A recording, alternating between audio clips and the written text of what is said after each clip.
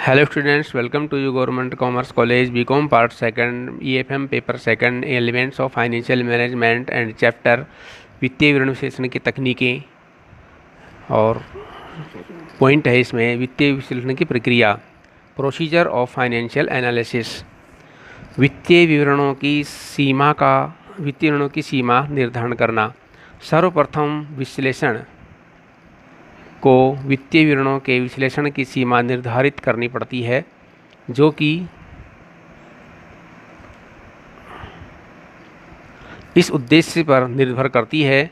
ये उद्देश्य संस्था की प्रगति, स्थिति, वित्तीय स्थिति तथा भावी संभावनाएं, जिन्हें 3 PS progress, position and prospectus भी कहते हैं, के बारे में जानकारी प्राप्त करना होता है।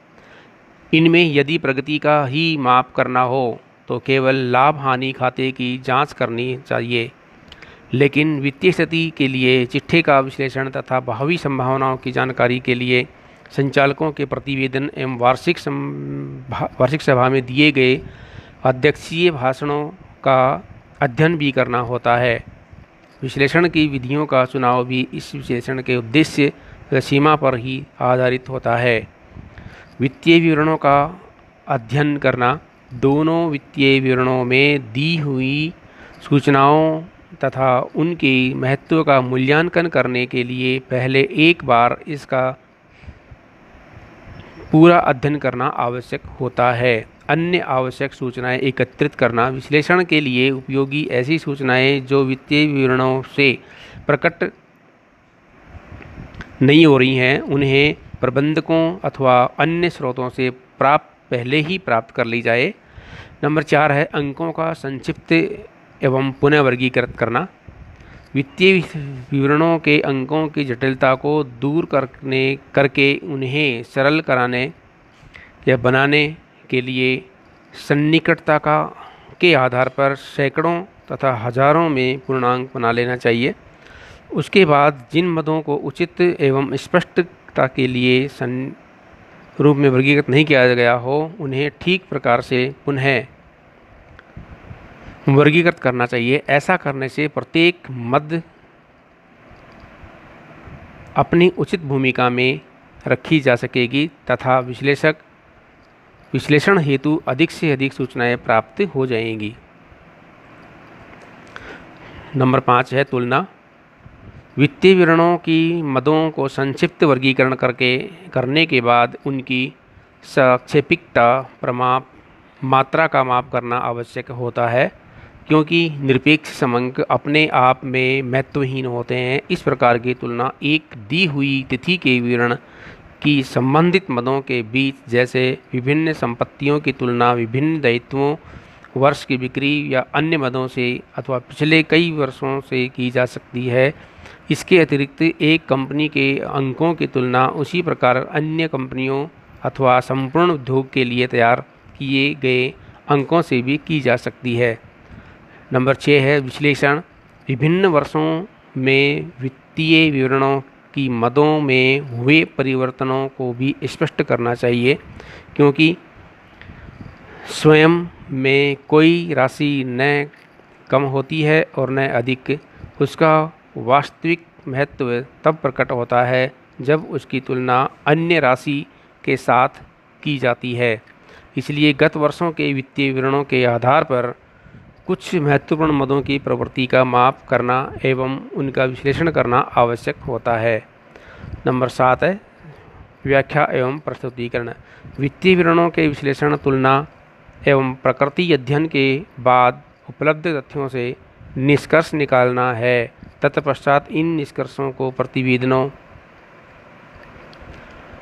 चित्रों एवं रेखाचित्रों द्वारा प्रबंध को निर्णय हेतु प्रस्तुत करना है। इसे प्रबंध को सूचना या सूचित करना, रिपोर्टिंग टू मैनेजमेंट भी कहते हैं। वित्तीय विश्लेषण के प्रकार। तो इसमें वित्तीय विश्लेषण के प्रकार 2 प्रकार से, कार्यप्रणाली के अनुसार और प्रयुक्त सामग्री के अनुसार। कार्यप्रणाली के अनुसार 2 हो गए, क्षैतिज और लंबवत, और प्रयुक्त सामग्री के अनुसार आंतरिक और बाह्य। यहाँ पर आता है सबसे पहले क्षैतिज या गतिशील, हॉरिजॉन्टल और डायनामिक एनालिसिस। हॉरिजॉन्टल और डायनामिक एनालिसिस क्या होता है के बारे में अध्ययन करते हैं।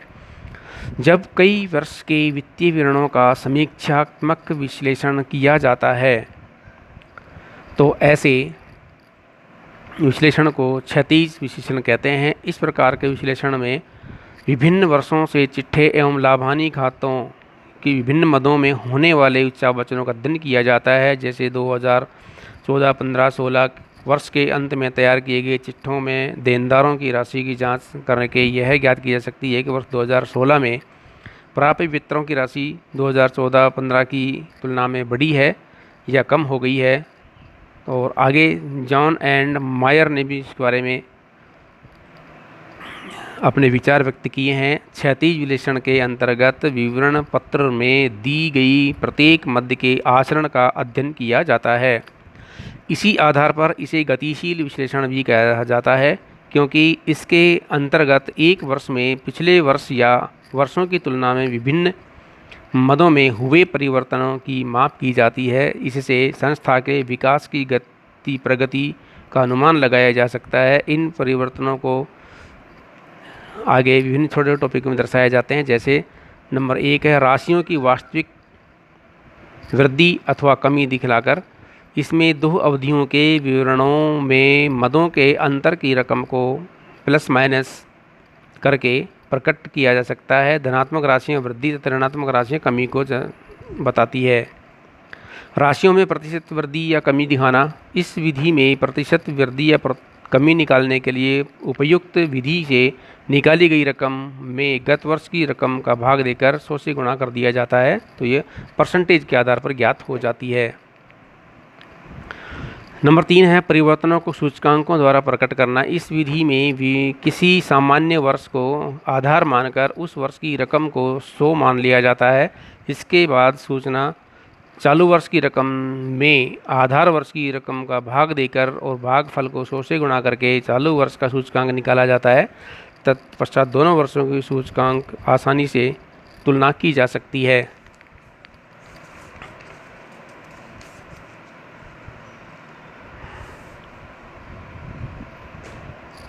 नंबर 4 है परिवर्तनों का अनुपात द्वारा स्पष्टीकरण। इस विधि में आधार वर्ष की राशि को 1 मान लिया जाता है तथा चालू वर्ष की राशि का भाग देकर उसका अनुपात ज्ञात किया जाता है। जैसे आधार वर्ष में किसी मद की राशि 4000 भी और चालू वर्ष में 16000 हो तो दोनों राशियों में 1.4 का अनुपात होता है, 1:4 का अनुपात होता है। क्षैतिज गतिशील विश्लेषण में तुलनात्मक चिट्ठा, लाभ-हानि खाता या आय विवरण तथा प्रवर्ती विश्लेषण को अध्ययन के लिए रखा जाता है। लंबवत या स्थिर विश्लेषण एक निश्चित समयावधि में संबंधित विवरणों के विभिन्न अवयवों के पारस्परिक के संबंध का अध्ययन अथवा उसके योग के मध्य संबंध का अध्ययन लंबवत विश्लेषण कहलाता है। उदाहरण के लिए चिट्ठे में दी हुई एक निश्चित अवधि या तिथि को प्रत्येक संपत्ति का कुल संपत्तियों में कितना भाग है, इसके लिए कुल संपत्तियों को 100 से मानकर अन्य संपत्तियों का अनुपात निकाला जाता है। चूँकि इस प्रकार का यह विश्लेषण एक निश्चित तिथि पर वर्तमान संबंधों को ही बतलाता है, उसके उच्चावचनों को नहीं बतलाता है, इसलिए इसे स्थिर विश्लेषण भी कहते हैं। विश्लेषण की यह विधि अधिक उपयोगी नहीं मानी जाती है, क्योंकि इससे किसी संस्था की वित्तीय स्थिति में हुए परिवर्तनों का अनुमान नहीं लगाया जा सकता है। लंबवत विश्लेषण में निम्न तकनीकों का अध्ययन किया जाता है, जैसे समानाकार चिट्ठा एवं लाभ-हानि खाता या आय विवरण। दूसरा है संरचनात्मक अनुपात, जो चिट्ठे एवं लाभ-हानि खाते के विभिन्न मदों में अपनी आसानी से संबंध स्पष्ट करते हैं।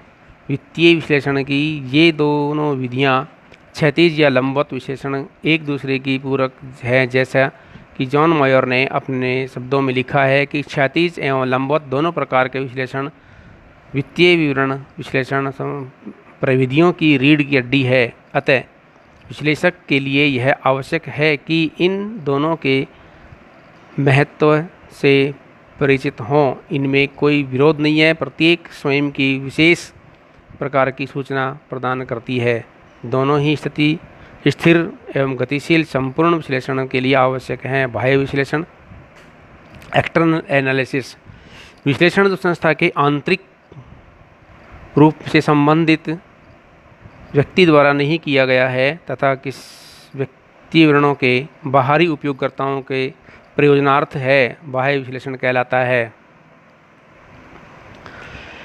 बाह्य विश्लेषण ऐसे विश्लेषण में विश्लेषक की संस्था के सभी अभिलेखों एवं प्रलेखों तक पहुंच नहीं होती है, इसलिए उसे केवल मुद्रित व प्रकाशित विवरणों पर ही निर्भर रहना होता है। इस प्रकार का विश्लेषण बैंकों, विनियोग अभिकरणों, लेनदारों, शोधकर्ताओं तथा सरकार द्वारा किया जाता है। तो ये बाह्य व्यक्ति ऐसे होते हैं संस्था के अंदर नहीं होते हैं लेकिन संस्था के बाहर होते हैं, संस्था के किसी कार्य को या प्रगति को प्रभावित करते हैं या उन संस्था के में होने वाले कार्यों का उनके ऊपर प्रभाव पड़ता है, जिसकी जानकारी रखना उनके लिए भी उचित होता है। और वो बाह्य व्यक्ति संस्था की संपूर्ण जानकारी रखते हैं, विश्लेषण का पूरा अधिकार भी रखते हैं, तो ये बाह्य व्यक्ति होते हैं। अब आता है आंतरिक विश्लेषण, इंटरनल एनालिसिस, जब वित्तीय विवरणों का विश्लेषण संस्था के आंतरिक रूप से जुड़े किसी व्यक्ति जैसे अधिशासी या कर्मचारी आदि द्वारा किया जाता है तब आंतरिक विश्लेषण कहलाता है। ऐसे व्यक्तियों की संस्था के सभी अभिलेखों एवं प्रलेखों तक पहुंच होती है, इसलिए यह आंतरिक एवं अप्रकाशित अभिलेखों एवं पुस्तकों से प्राप्त सूचनाओं के आधार पर किया जाता है। ऐसा विश्लेषण अधिक विश्वसनीय होता है क्योंकि इसमें विश्लेषक को प्रत्येक सूचना उपलब्ध होती है। यह प्रबंधकीय निर्णय के लिए उपयोगी होता है। ये हमारा आंतरिक विश्लेषण का एक छोटा सा टॉपिक आता है। अब आता है वित्तीय विश्लेषण का महत्व, इम्पोर्टेंस ऑफ फाइनेंशियल स्टेटमेंट। वित्तीय विवरण जो होते हैं वो संस्था के लिए, सरकार के लिए, बाज़ार के लिए, व्यक्तियों के लिए, ग्राहकों के लिए, सप्लायर्स के लिए, हर किसी के लिए इम्पोर्टेंस होता है। तो देखें कौन कौन से इम्पोर्टेंस है। नंबर 1 है तथ्यों का प्रकटीकरण। वित्तीय विवरण विश्लेषण की सहायता से समस्त तथ्यों यथा संस्था की तरलता स्थिति, स्थायी संपत्तियों की वित्त पूर्ति, देनदारों की वसूली नीति, कार्यशील पूंजी की मात्रा, शोधन क्षमता, संपत्तियों के मूल्यांकन के बारे में जानकारी प्राप्त हो जाती है। इस प्रकार के तथ्य संस्था में उपलब्ध नहीं होते हैं बल्कि वित्तीय विश्लेषण द्वारा इन्हें ढूंढ लिया जाता है और इस तरह अस्पष्ट सूचनाओं के संबंध में आवश्यक स्पष्टीकरण वित्तीय विश्लेषण द्वारा प्राप्त होता है। प्रभावी निर्णयन, अंतर्ज्ञान इंट्यूशन के आधार पर लिए गए निर्णय प्रभावी एवं निष्पक्ष नहीं होते हैं बल्कि दोषपूर्ण एवं औचित्य रहित होते हैं। किंतु वित्तीय विश्लेषण में वित्तीय विवरणों में उपलब्ध समंकों का वैज्ञानिक रीति से विश्लेषण किया जाता है, इसलिए इस प्रकार के विश्लेषण में व्यक्तिगत पक्षपात की कोई गुंजाइश नहीं होती है। अतः वित्तीय विश्लेषण से प्रभावी निर्णय लेना संभव होता है। नंबर 3 है प्रभावी संचालन एवं नियंत्रण। वित्तीय विवरण के विश्लेषण से व्यवसाय के संचालन एवं नियंत्रण के लिए पर्याप्त सूचनाएं उपलब्ध होती रहती हैं। इन सूचनाओं की सहायता से प्रबंध व्यवसाय के दैनिक क्रियाकलापों के बारे में निष्कर्ष निकालकर आवश्यकतानुसार सुधारात्मक कार्रवाई कर सकता है। व्यवसाय में वास्तव में व्यवसाय के संचालन एवं नियंत्रण के लिए वित्तीय विश्लेषण उतना ही आवश्यक है जितना जलयान को प्रभावी ढंग से चलाने के लिए वायुमापक यंत्र, दिशा सूचक यंत्र और आरेख आवश्यक होते हैं।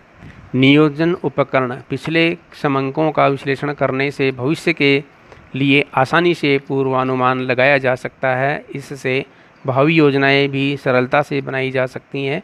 भविष्य में आने वाली कठिनाइयों का आभास गत वर्षों के उपलब्ध समंकों के विश्लेषण से लगाया जा सकता है और उसके समाधान के लिए उपयुक्त उपायों के बारे में विचार किया जा सकता है। इस प्रकार वित्तीय विश्लेषण नियोजन उपकरण के रूप में प्रयोग किया जा सकता है। नंबर 5 है कार्यकुशलता का तुलनात्मक अध्ययन। यहाँ पर वित्तीय विश्लेषण की सहायता से व्यावसायिक सूचनाओं एवं तथ्यों को सापेक्ष रूप में प्रस्तुत किया जा सकता है। ऐसा प्रस्तुतिकरण व्यवसाय की पिछले कुछ वर्षों की स्थिति या उसी उद्योग में व्यवसाय कार्यरत अन्य व्यावसायिक इकाइयों के परिचालन से तुलना करके किया जा सकता है।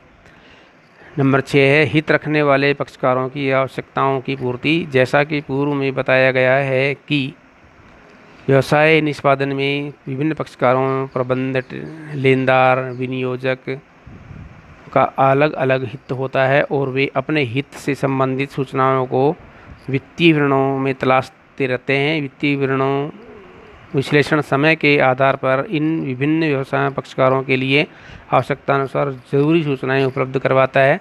तो ये हमारा है वित्तीय विश्लेषण का महत्व, यानी कि हर किसी के लिए इम्पोर्टेंस होता है वित्तीय विश्लेषण, वित्तीय विवरण। और जो विवरण प्रपत्र होते हैं यह अखबार में दे करके और जन सामान्य के लिए भी प्रकाशित किए जा सकते हैं ताकि उनके लिए भी आवश्यक हो जाए। Thank you.